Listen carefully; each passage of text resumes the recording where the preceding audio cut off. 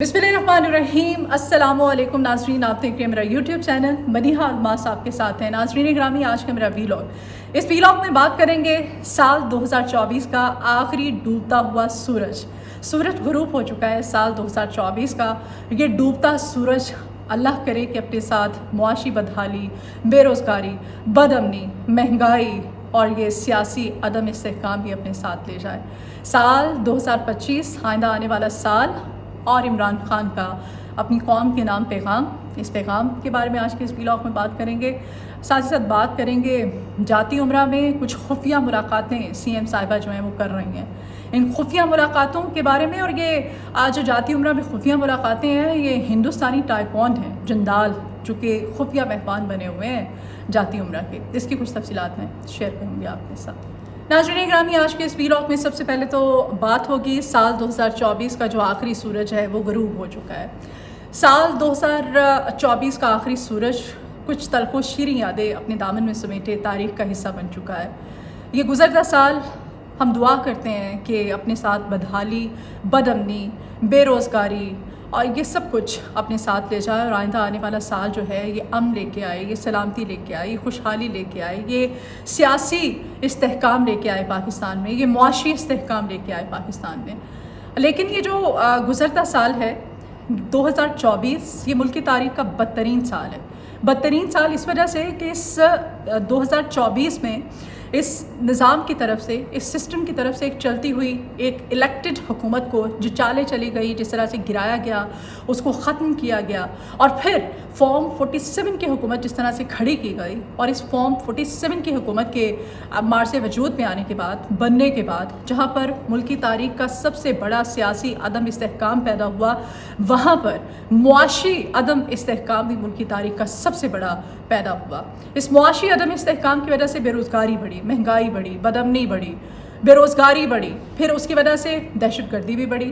Crime की ratio भी बढ़ी। लोग शदीद मायूस हैं, लोग इस कदर मायूस हैं कि अगर 2024 को देखा जाए तो इस 2024 में जो आम आदमी हैं, आम आवाम हैं, मुल्क की तारीख़ के सबसे ज़्यादा मुकदमात इन पे दर्ज किए गए, लोगों को टारगेट किया गया, लोगों को उठाया गया, उनको जेलों में डाला गया, और फिर जिस तरह से कत्लेआम लोगों का किया गया। 9 मई का इंसिडेंट आपके सामने है, उसके बाद 26 नवंबर को जो कुछ किया जाता रहा, वैसे भी आप देख लें। इसी वजह से इसको लोगों की तरफ से, ज़ाहिर है जब साल गुजरता है, नया साल आता है, तो लोगों के व्यूज़ लिए जाते हैं, लोगों से जाना जाता है, लोगों से पूछा जाता है। मेन स्ट्रीम मीडिया इसको चाहे जितना मर्ज़ी एडिट कर ले, इसको जितना मर्ज़ी छुपा ले, इसको बेशक ना चलाए, अपनी मर्ज़ी के व्यूज़ ले ले, अपनी मर्ज़ी के कमेंट्स ले ले, लेकिन फिर भी मेजॉरिटी ऑफ द पीपल जो आज सारा दिन लोगों के व्यूज़ चलते रहे, लोगों की जो आवाम की राय जो सामने आई है इस गुज़रते साल को लेकर के, आवाम शदीद मायूस हैं। अवाम फिर भी अभी भी एक उम्मीद लगाए बैठे हैं। अवाम कहते हैं कि हम उम्मीद लगाते हैं कि सिस्टम चेंज होगा, हमें एक चेंज मिलेगा, और ये जो सियासी अदम इस्तेहकाम है ये ख़त्म होगा, और इस सियासी अदम इस्तेहकाम के ख़त्म होने से मुआशी जो इस्तेहकाम है वो आएगा, और पाकिस्तान की इकॉनमी बेहतर होगी। झूठे खोखले दावे किए जाते हैं कि महंगाई जो है वो कम हुई है, और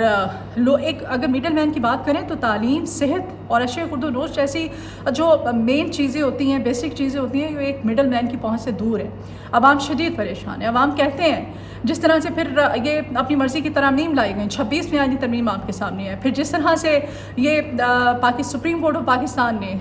अपनी मर्ज़ी के आइनी तरमीम की गई, आइनी बेंचेस लाए गए, और फिर मिलिट्री कोर्ट्स को बनाई गई, और एक पाकिस्तान का जो आम आदमी है, एक सिविलियन है, उसके फ़ैसले मिलिट्री कोर्ट से होने लगे, तो लोगों में शदीद मायूसी पाई जा रही है। लोग कहते हैं कि वो अब सिस्टम में चेंज चाहते हैं, और अभी भी होप लगाए बैठे हैं। और इसी नए साल पर जो बानी PTI हैं इमरान खान, उन्होंने भी कौम के नाम एक पैगाम जारी किया है। इमरान खान ने कहा है जी कि साल 2025 एक उम्मीद का, हकीकी आज़ादी का साल होगा, और उन्होंने आवाम से कहा है, उन्होंने अपने चाहने वालों को एक पैगाम दिया है इस नए साल के मौके पर। वो कहते हैं कि अल्लाह पर पूरा यकीन है कि 2025 इस कौम के लिए हकीकी आज़ादी का साल होगा,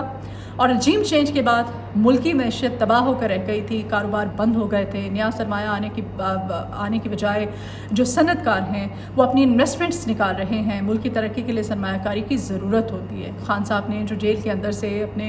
कारकुनान, अपने लोगों के नाम जो पैगाम भेजा, उसमें कहते हैं कि मैशियत की इस बदहाली की 4 बुनियादी वजूहात खान साहब ने अवाम के सामने रखी हैं। और उसमें खान साहब कहते हैं कि मिलिट्री कोर्ट्स हैं, फिर दूसरे नंबर पे वो कहते हैं इंटरनेट की बंदिश है, तीसरा वो कहते हैं दहशतगर्दी है, और चौथा खान साहब की तरफ से कहा गया कि एजेंसीज़ की सियासी मामलात में जो मुदाखलत है ये भी है। इन चारों वजूहात की बिना पर वो कहते हैं जी कि बदहाली जो है वो मुल्क के अंदर वो बढ़ी है। और अवाम भी अब अवाम ने तो अपना फ़ैसला सुना दिया था फरवरी में, अभी जो रीसेंट इंतखाबात हुए थे उसमें अवाम ने अपना फ़ैसला सुना दिया था कि भाई हम जो हैं इस इत्तेहादी हुकूमत के साथ नहीं चलना चाहते हैं। अवाम के इस फ़ैसले को जिस तरह से बदला गया था और फिर अपनी मर्ज़ी की हुकूमत कायम की गई थी, उस मर्ज़ी की हुकूमत ने अपने फ़ायदे तो बहुत उठाए हैं, लेकिन पाकिस्तान के लिए और पाकिस्तान के अवाम के लिए ज़ीरो उनकी परफॉर्मेंस रही है और कुछ भी अवाम को डिलीवर नहीं किया गया। अवाम अब भी एक उम्मीद लगाए बैठे हैं और अवाम की जो उम्मीद है आज भी वो इमरान खान है। खान साहब कहते हैं जी ये जो 4 बुनियादी वजूहात उन्होंने सामने रखी हैं, पहले नंबर पे वो कहते हैं जी मिलिट्री कोर्ट से सिविलियन को सज़ाएं देना है जिसकी वजह से बदहाली पैदा हुई है, रूल ऑफ लॉ का मुकम्मल खात्मा है, सुप्रीम कोर्ट में आईनी बेंच बनाकर जिस तरह से अपना मुंह काला किया गया है। फिर वो कहते हैं कि इंटरनेट की बंदिश है, इंटरनेट की बंदिश की वजह से जो हमारी आवाज़ है, जो हमारे मामलात हैं वो हम आलमी सतह पर नहीं पहुँचा पा रहे हैं। इसकी वजह से भी मुआशी बदहाली आई है क्योंकि लोग बेरोज़गार हो गए हैं बड़े पैमाने पर, जिस तरह से फ्रीलांसर्स हैं, ऑनलाइन काम करने वाले हैं। फिर दूसरी जानिब वो कहते हैं कि एजेंसीज़ के सियासी मामलात में मुदाखलत से भी मुल्क में मुआशी बदहाली जो है और शदीद किस्म का सियासी अदम इस्तेहकाम पैदा हुआ है। वो कहते हैं कि सियासी इस्तेहकाम के बगैर मुआशी इस्तेहकाम का जो ख्वाब है वो कभी भी शर्मिंदा ताबीर नहीं होता है।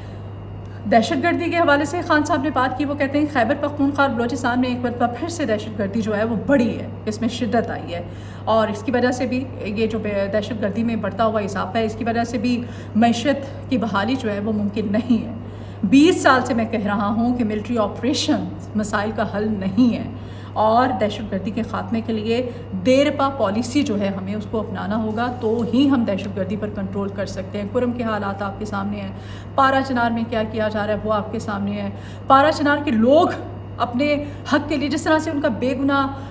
कत्लेआम किया जा रहा है और जिस तरह से उनको टारगेट किया जा रहा है, फ़िरक़ा वारियत है, लसानियत है, जिस तरह से इसको हवा दी जा रही है। बेशक इसमें गैर मुल्की और पाकिस्तान के दुश्मन ममालिक जो हैं वो इसमें शामिल हैं, लेकिन वो लोग जब अपना एहतजाज रिकॉर्ड कराते हैं, उनकी जब सुनवाई नहीं होती, जैसे लाहौर प्रेस क्लब में पिछले 15 दिन से वो लोग बेसरो सामान बैठे हुए हैं खुले आसमान के नीचे शदीद ठंड के अंदर, पारा चिनार के लोग धरना दिए बैठे हैं लाहौर प्रेस के क्लब के बाहर, लेकिन उनकी कोई सुनवाई नहीं हो रही है। कोई उनसे बात करने वाला नहीं, कोई उनके आवाज़ सुनने वाला नहीं, कोई उनको बताने वाला नहीं कि इस तरह से क्यों नाहक कत्लेआम किया जा रहा है। फिर कराची में भी आज उन्होंने मुख्तलिफ़ जगहों पर धरने दिए थे, वहाँ पर उनको आज टॉर्चर किया गया, उन पर शेलिंग की गई, उन पर डंडे चलाए गए, लाठी चार्ज किया गया, उनको मारा गया, उनको उठा दिया गया। और ये सिंध हुकूमत दावे करती है, खोखले दावे। मुराद अली शाह साहब कह रहे थे कि नहीं, हम उनसे हमने रात गए, हमने उनसे मुज़ाकरात किए थे। अगर आप लोगों ने उनसे मुज़ाकरात किए होते तो वो इस तरह से वो धरना जो है वो, फिर अगर आपने उनकी बात सुनी होती, उनकी सुनवाई की होती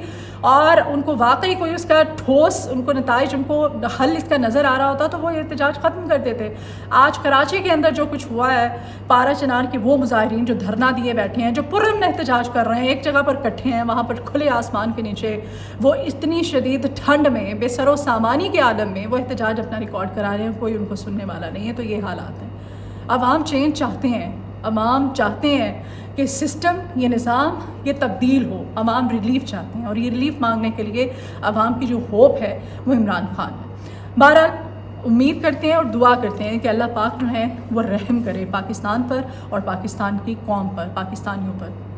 नाज़रीन गिरामी, इस व्लॉग में जाते जाते ख़बर भी आपको देती चलूँ कि